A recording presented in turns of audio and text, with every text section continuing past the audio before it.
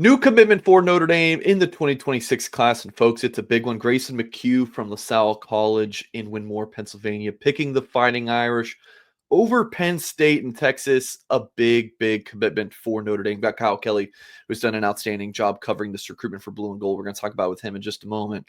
Nation's number 278 overall player, number 21 offensive tackle, according to the On3 industry ranking. On3's own rankings listing him a little bit higher, about 100 spots nationally and 5 spots in the offensive tackle rankings. A couple other rankings weighing that industry ranking down a bit, but regardless, big pickup for Notre Dame. 6'7", 280 pounds. Notre Dame very excited about this commitment. Kyle, can you tell us about your thoughts about this get for the Irish? What's Notre Dame getting here in Grayson? The Notre Dame offensive line depth chart is pretty stacked right now under Joe Rudolph. So even though the Irish previously had 4 verbal commits entering June with the 3 offensive linemen from Michigan, Sully Garvin, Ben Nichols, and Gregory Patrick, and then another one of Pennsylvania's own Tyler Merrill. They have the ability to add a more like developmental piece in that room. And I think that's what Grayson McKeogh is. And that's basically just because last year was his first full-time season playing offensive line. He was primarily a defensive lineman as a sophomore. He got a couple offers at that position, but really made the switch as a junior. Played left tackle for LaSalle College High. Was an all-state selection. And you can see just, watching him on film that, he is a little bit new to the position, is, high off the ball at some points, maybe doesn't have that, necessary weight at sometimes to drive people off the ball, but he possesses the physicality and aggressiveness that you really can't teach. Obviously, he's a heck of an athlete. He's a varsity basketball player. So he can move super well, and I believe that's something that Notre Dame was attracted to. And he's drawing comparisons to Joe Walt, who obviously became a multi-year All-American at Notre Dame, was a top 10 NFL draft pick.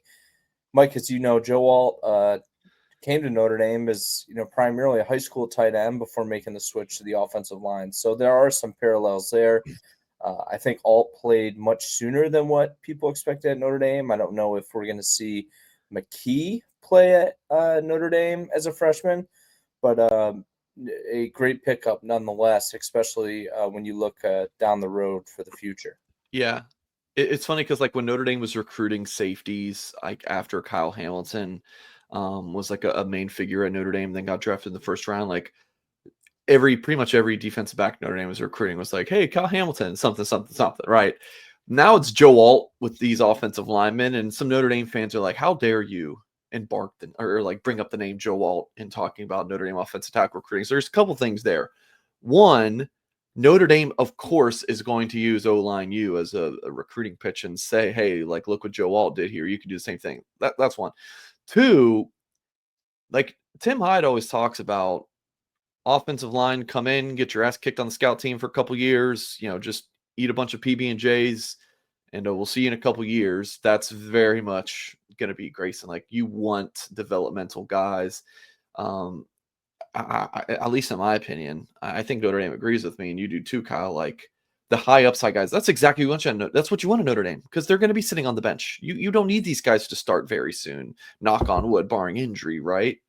Of course, you had to have that with Anthony Knapp, but he was a guy who was ready. I think Gregory Patrick is someone who could be more ready to play sooner than later. If he bulks up a good bit going into his freshman year. But Grayson is not that guy. He's not. He's get him in here, let him develop, and I think he's got a really high upside. And yeah, if I'm a Notre Dame fan and I hear Notre Dame recruiting a tackle who has like, oh, he's just now playing tackle, or oh man, he's thin right now, he's got a bulk. That is music to my ears. That is what I like to hear, and that is definitely the case with Grayson. Like, looking at the official visit pictures from that June 13th weekend, like Grayson was one of the he was a thinner of an offensive lineman. I think you said, Kyle, like when you saw him enter into the Goog before his OV, was like, oh man, like this kid looks kind of like a tight end. If I'm remembering that, Kyle, correctly, like that's what you want. Like that's a developmental tackle. That's good to hear, in my opinion. Yeah, him and Gregory Patrick both on the leaner side compared to Notre Dame's three other offensive line commits, Nichols, Garvin, and Merrill. All three of those guys are 6'5", right around 330 pounds. Garvin's a little bit lighter than Nichols and Merrill, but Patrick and McKee, both a little bit, like I said, a little bit more lean, not a ton of fat on their bodies, but both those guys are going to be able to put on the weight, especially Patrick. His dad played offensive line at Michigan State, and I don't think McKee would have been guided to make this switch to the offensive line if they didn't think he could bulk up. So I think he's already up to about 280 pounds, and he's put on maybe I had heard at one point 100 pounds since the start of his freshman year. So this is a great get nonetheless for Notre Dame. This is exactly the type of player you want to put in the class when you have so much so many other guys in front of them. I mean, no, I know you said earlier, Mike, that you don't really want to. He may not be ready to play right away, but it's like how after seeing Joe Wall and Anthony Knapp, how can we count those guys out? So I don't think we should count Grayson out either. It's just that, I think that the mindset behind this addition in the class is that if you're Notre Dame, you're going to have the option to maybe be a little bit more patient with him than what other programs might have been. On June 18th, I posted in the afternoon. I posted a thread on the message board talking about like soliciting Irish fans' thoughts on, and I know you chimed in on this as well, Kyle, about like Notre Dame's biggest recruiting rivals, say in the past 5-10 years, and Michigan and Penn State, I think, were pretty much everyone's consensus top two. Then you had Ohio State and like USC and Clemson kind of in that next tier, but Michigan and Penn State definitely.